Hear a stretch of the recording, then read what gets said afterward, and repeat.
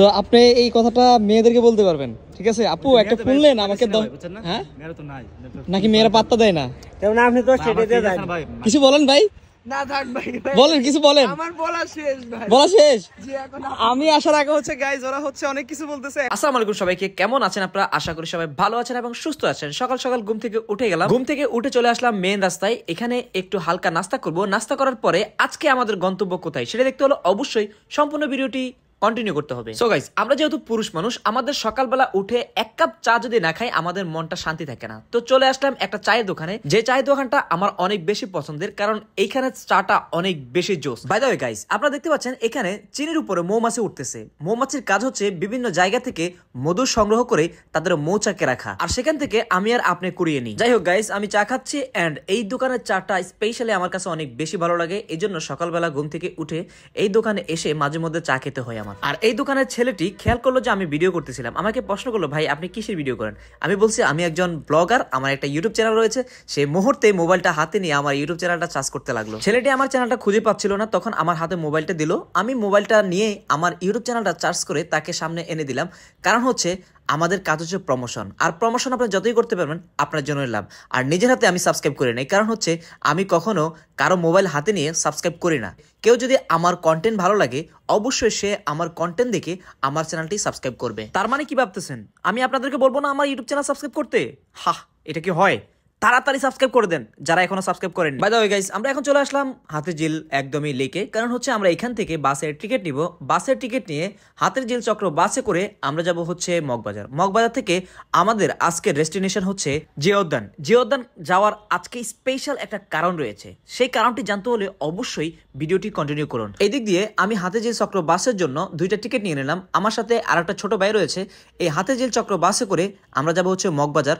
মগবাজার থেকে আমরা যাব হচ্ছে আমাদের যে ডেস্টিনেশন সেখানে। আমার সাথে আমার একটা ছোট ভাই রয়েছে, তাকে নিয়ে যাচ্ছি হচ্ছে আজকে জিয়া উদ্যানে। এটা হচ্ছে হাতিরঝিল চক্র বাসের ভিতরের ভিউ, আর এটা হচ্ছে হাতিরঝিল, আপনারা দেখতেই পাচ্ছেন। বাই দ্য ওয়ে গাইস, আপনারা দেখতে পাচ্ছেন আজকে আমার নতুন একটা কাটিং দিয়েছে আমার দাড়িতে। কেমন লাগছে অবশ্যই কমেন্টস করে জানাবেন। মগবাজার মোড় থেকে এখন যাচ্ছি হচ্ছে 7 রাস্তায়। আর আপনারা দেখতে পাচ্ছেন রাস্তার পাশে এই মানুষগুলো বসে আছে, কেন জানেন? তাদের কাজের জন্য। এবং কিছু কিছু মানুষ ঘুমাচ্ছে।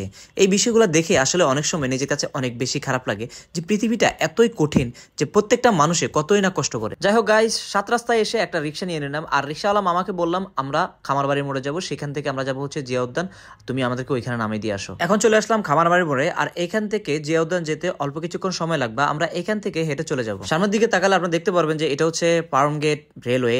আমরা সেখান থেকে আমরা যাচ্ছি হচ্ছে জিয়া উদ্যান। এখন আমরা একদমই কাছে চলে আসছি জিয়া উদ্যানের। আর এখানে আমি আমার ছোট ভাইকে বললাম আমার একটা ভিডিও নিয়ে দাও। আমি যেহেতু এখানে হেঁটে হেঁটে যাচ্ছি, এখানে সুন্দর একটা ভিউ রয়েছে, সেই ভিউটাকে একটু আমাদের ভিডিওর মাধ্যমে ধারণ করি। ফাইনালি গাইজ চলে আসলাম জিয়া উদ্যানে। আর আপনারা দেখতে পাচ্ছেন এখানে অনেক সুন্দর সুন্দর ফুল রয়েছে। আমরা তো এমনিতেই নর্মালি ঘুরতে আসছি, আর যাদের গার্লফ্রেন্ড রয়েছে তারা হচ্ছে তার গার্লফ্রেন্ডকে কিনে দেওয়ার জন্য এই জায়গাটা বেস্ট। আর আপনারা এখানে দেখতে পাচ্ছেন জিয়া উদ্যান। আমরা জিয়া উদ্যানের লোগোর পাশেই আছি। আর আমার সামনে দেখতে পাচ্ছেন 2জন টিকটকার। এই 2জন টিকটকার একটু রোস্ট করব। ভাই বলেন বলেন বলেন বলেন গাইস, এখানে হচ্ছে নিউজ করতে আসে এরা দুজন হচ্ছে ব্লগ করতেছে, ঠিক আছে? কিছু বলেন ভাই, না থাক ভাই, বলেন কিছু বলেন। আমার বলা শেষ ভাই, বলা শেষ। আমি আসার আগে হচ্ছে গাইজ ওরা হচ্ছে অনেক কিছু বলতেছে। এখন আমি যখন আসছি তখন হচ্ছে ওদের বলা শেষ, ঠিক আছে? এটা হচ্ছে বর্তমান আমরা জিয়া উদ্যান আসছি, কারণ এখানে আজকে একটা প্রোগ্রাম হওয়ার কথা ছিল। মেবি প্রোগ্রামটা অলরেডি শেষ। আর গাইজ এদিকে তাকালে দেখতে পারবেন সুন্দর একটা ব্রিজ রয়েছে, যেই ব্রিজ দিয়ে আপনার সামনে জিয়া উদ্যান ঢুকতে পারবেন। এখন আপনার সামনে দেখতে পাচ্ছেন জিয়া উদ্যান, যে জিয়ার কবর, সেই জিয়ার কবরটা হচ্ছে এটা, যেখানে জিয়া শুয়ে আছে। আজকে সেখানে একটা প্রোগ্রাম হওয়ার কথা ছিল। আমরা কয়েকটা নিউজ কভার করতে গিয়েছিলাম, কিন্তু সেই নিউজটা কভার করতে পারি নাই। দ্যাটস ওয়াই আজকে নিজেদের একটা ছোট্ট একটা ব্লগ করছি। এখন আমি একটু উপরে যাচ্ছি, উপরে গিয়ে আপনাদেরকে জিয়া উদ্যানের পুরো ভিউটা ড্রোন শটের মতো আপনাদেরকে দেখানোর চেষ্টা করব। আপনারা জাস্ট একটু ওয়েট করেন। এই যে গাইজ আপনারা দেখতে পাচ্ছেন উপর থেকে ড্রোন শটের মতো জিয়া উদ্যানের পুরো ভিউটা আপনাদেরকে দেখানোর চেষ্টা করতেছি। এখান থেকে দেখা যাচ্ছে পুরা শহীদ প্রেসিডেন্ট জিয়াউর রহমানের কবর। আর উপর থেকে যদি আমরা এইদিকে তাকাই অনেক সুন্দর একটা ভিউ দেখা যাচ্ছে, যেখান থেকে দেখা যাচ্ছে অনেক সুন্দর একটা মসজিদ।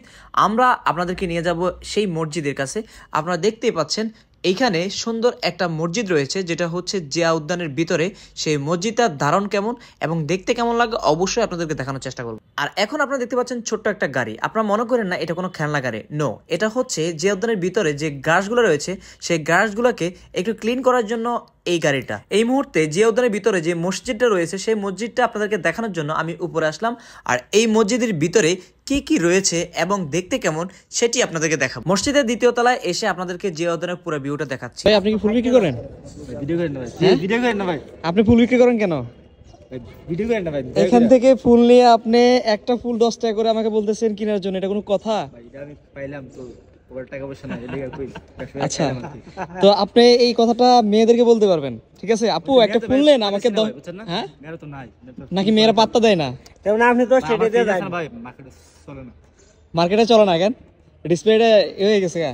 ভাইয়া একটা ফুল নিয়ে 10 টাকা দিয়ে দেন ভাইয়া। আপনাকে হ্যাঁ ভাই, এই যে ভাই সবাই কিন্তু 10 টাকা করে ফুল বিক্রি করতেছে, আপনি করতে পারেন। মামা কি আছে? চা? কফি হ্যাঁ, চা নাই? চা দাও। কফি ডায়াল তো লিখুন না ভাই, চলে খবর আছে আমার। তুমি খাবা? জি ভাইয়া, এটা হচ্ছে কফি। আচ্ছা মামা, এখানে কয় টাকার কফি? দিতেছি মামা নেন, হ্যাঁ, বাড়াই দিতেছি না না, এখন ভিডিও দেখে তুমি বাড়াই দিতেছো, এটা তো হবে না। নেন। কয় টাকা এটা? এটা 20 টাকা। 20 টাকা পিস গাইস, এটা হচ্ছে 20 টাকার কফি। আর প্রথমে হচ্ছে আমাকে কমাই দিছে, বুঝছেন?